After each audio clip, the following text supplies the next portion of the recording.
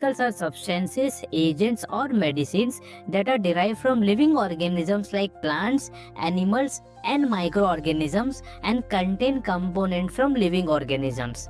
अगर हम बात करें इनके डेफिनेशन की, सो बायोलॉजिकल्स एक टाइप के सब्सटेंसेस, एजेंट्स या फिर मेडिसिन होते हैं, और बायोलॉजिकल्स लिविंग ऑर्गेनिज्म जैसे कि plants, animal and micro organism द्वारा डिराइव्ड होते हैं। बायोलॉजिकल्स के अंदर लिविंग ऑर्गेनिज्म के कंपोनेंट्स भी मौजूद होते हैं। बायोलॉजिकल्स को बायोलॉजिक्स या फिर बायोफार्मास्यूटिकल्स भी बोला जाता है। बायोलॉजिकल्स का इस्तेमाल किसी भी टाइप के डिजीज के prevention as well as treatment के लिए किया जाता है। जितने भी बायोलॉजिकल्स होते हैं, ये बायोलॉजिकल्स बायोटेक्नोलॉजी मेथड से प्रोड्यूस किए जाते हैं।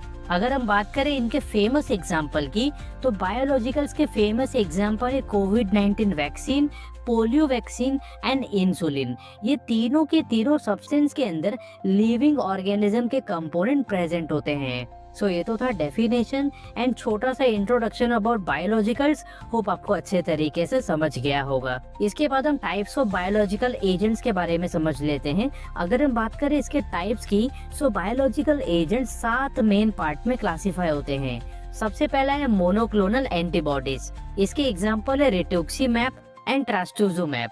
इसके बाद है वैक्सीन। इसके एग्जाम्पल है hepatitis B vaccine, influenza vaccine and कोविड-19 वैक्सीन।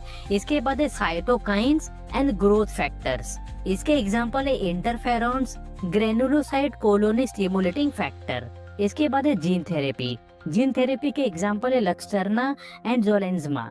इसके बाद है इम्यूनोमॉड्यूलेटर एजेंट्स। इसके एग्जाम्पल है interleukins and tumour necrosis factor inhibitors like एटर्नरसेप्ट।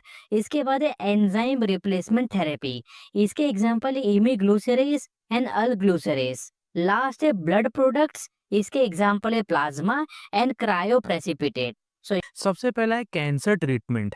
Monoclonal antibodies like rituximab and trastuzumab are used to treat cancer such as lymphoma, leukaemia and breast cancer. Monoclonal antibody जैसे कि rituximab and trastuzumab का इस्तेमाल lymphoma, leukaemia and breast cancers को ठीक करने के लिए किया जाता है।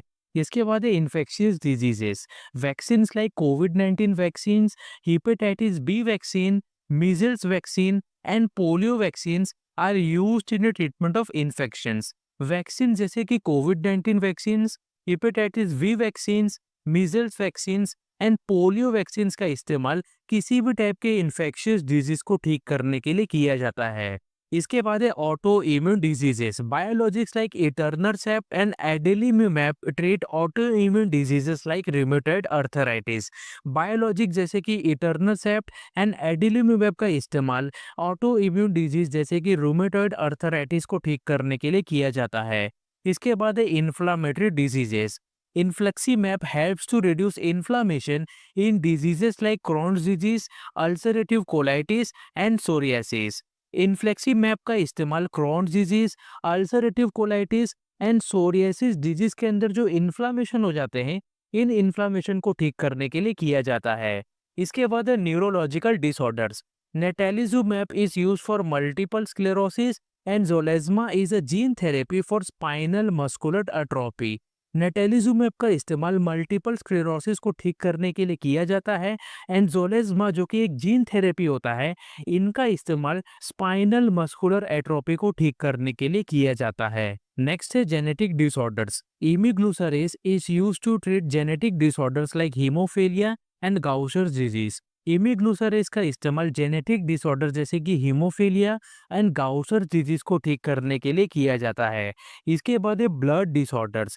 Granulocyte colony stimulating factors and clotting factors like Advate used to treat neutropenia and haemophilia. Granulocyte colony stimulating factor as well as clotting factor जैसे कि एडवेट का इस्तेमाल न्यूट्रोपेनिया एंड हीमोफीलिया को ठीक करने के लिए किया जाता है। इसके बाद है organ transplantation. Immunosuppression like basiliximab and tacrolimus help to prevent organ rejection after transplant. Immunosuppressant जैसे कि बेसिलिक्सिमैब एंड टेक्रोलिमस का इस्तेमाल ट्रांसप्लांटेशन के बाद ऑर्गन रिजेक्शंस को प्रिवेंट करने के लिए किया जाता है। लास्ट है bone marrow disorders. Erythropoietin help in blood cell production during chemotherapy और बोन मैरो प्रॉब्लम्स। अरिथ्रोपोइटिन का इस्तेमाल कीमोथेरेपी या फिर बोन मैरो प्रॉब्लम्स के अंदर ब्लड सेल को प्रोड्यूस करने के लिए किया जाता है।